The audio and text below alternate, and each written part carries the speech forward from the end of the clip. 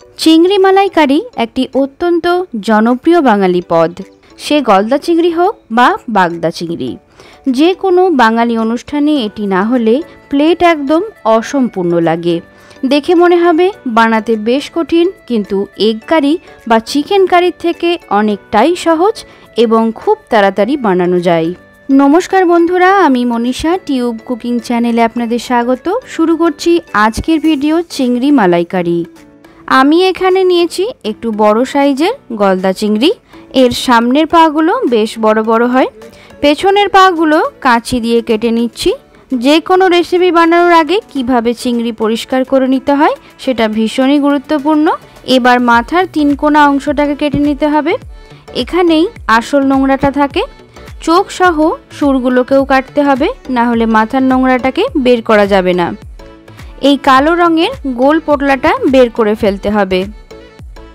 এবার পিঠ বরাবর কেটে নিলে সরু সুতোর মতো কালো অংশটাও বাদ দিতে হয়।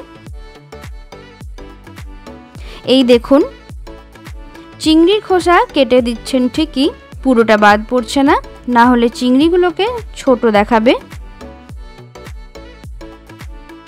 লেজের কোনাটাও কেটে দেবেন, এতে চিংড়িগুলো বড় দেখাবে। মোটা মোটা ঠ্যাংগুলোকে রেখে দেব, এগুলোও কম টেস্টি নয়। চিংড়িগুলোকে শুধুমাত্র লবণ এবং হলুদ দিয়ে ম্যারিনেট করে নেব। অন্যান্য প্রন কারিতে প্রন না ভেজেই রান্না করা হয়, কিন্তু বাঙালিদের চিংড়ি মালাইকারিতে চিংড়িগুলোকে ভেজে নিয়ে তবেই কারি বানানো হয়, তাই এটি বেঙ্গলি স্টাইল প্রন মালাইকারি। লবণ হলুদ মাখানো হয়ে গেল, এবার ভেজে নিতে হবে। একটি প্যানে 2 টেবিল চামচ সাদা তেল গরম করে নিচ্ছি। তেল ভালোভাবে গরম হয়ে গেলে চিংড়িগুলো এর মধ্যে দিয়ে দেব। এগুলোকে 30 থেকে 45 সেকেন্ড এপিট ওপিট করে ভেজে নেবেন। একদম বেশি ভাজবেন না, বেশি ভাজলে শক্ত চিমড়ে হয়ে যায়। ভীষণই নরম এগুলো, খোসা ছাড়া ভাজলে আরও কম সময় লাগবে ভাজতে।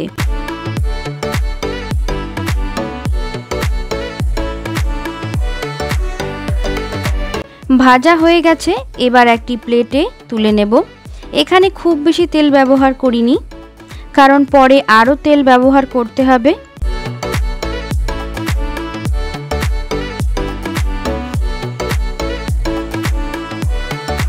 ভাজা চিংড়িগুলোকে তুলে নেওয়ার পর ওই প্যানে আরও 2 টেবিল চামচ সর্ষের তেল এবং 1 চা চামচ ঘি গরম করে নিচ্ছি। তাতে একটি তেজপাতা, একটি শুকনো লঙ্কা, গোটা গরম মশলা, সামান্য গোটা জিরে ফোড়ন দিলাম। কয়েক সেকেন্ড নাড়াচাড়া করে নেব। এখানে একটি মিশ্রণ যোগ করব। একটি টমেটো এবং একটি ছোট সাইজের পেঁয়াজকে এই রকম পেস্ট বানিয়ে নিয়েছি, এর মধ্যে দিয়ে দিলাম।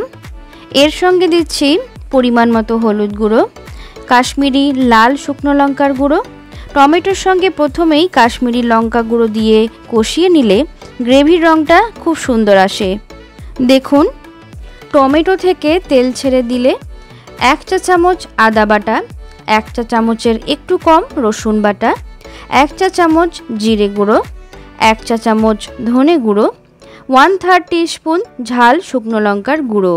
সব কিছু একসঙ্গে কাঁচা গন্ধ চলে না যাওয়া পর্যন্ত কষিয়ে নিতে হবে। মাঝখানেই খুব শুকনো মনে হলে অল্প অল্প নারকেলের দুধ দিয়ে কষিয়ে নিতে হবে, এতে গ্রেভির টেস্টটা খুব ভালো হয়।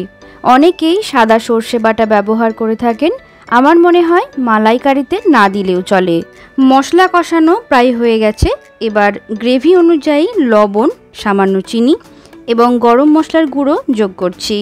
এবার যতটা গ্রেভি চান সেই রকম নারকেলের দুধ যোগ করবেন। হাতে তৈরি নারকেলের দুধের পরিবর্তে বাজারে চলতি কোকোনাট মিল্ক পাউডার বা কোকোনাট লিকুইড মিল্কও ব্যবহার করতে পারেন, আর সেটাও যদি না থাকে গরুর দুধ দিয়ে বানালেও খুব ভালো হয় খেতে। গ্রেভি ভালোভাবে ফুটে গেলে ভেজে রাখা চিংড়ি দিয়ে দেব।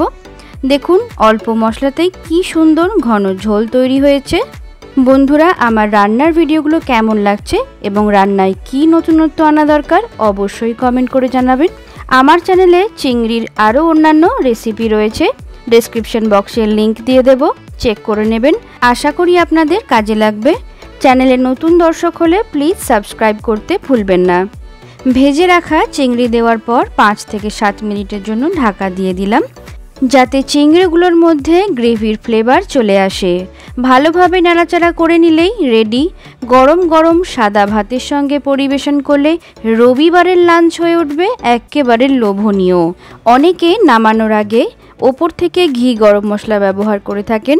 আমি আর রিপিট করলাম না, আপনারা দিতেই পারেন, আরও সুস্বাদু লাগবে খেতে। তাহলে বন্ধুরা, আজকের মতো বিদায় নিচ্ছি। দেখা হচ্ছে পরবর্তী পর্বে। ভালো খান, সুস্থ থাকুন, টাটা।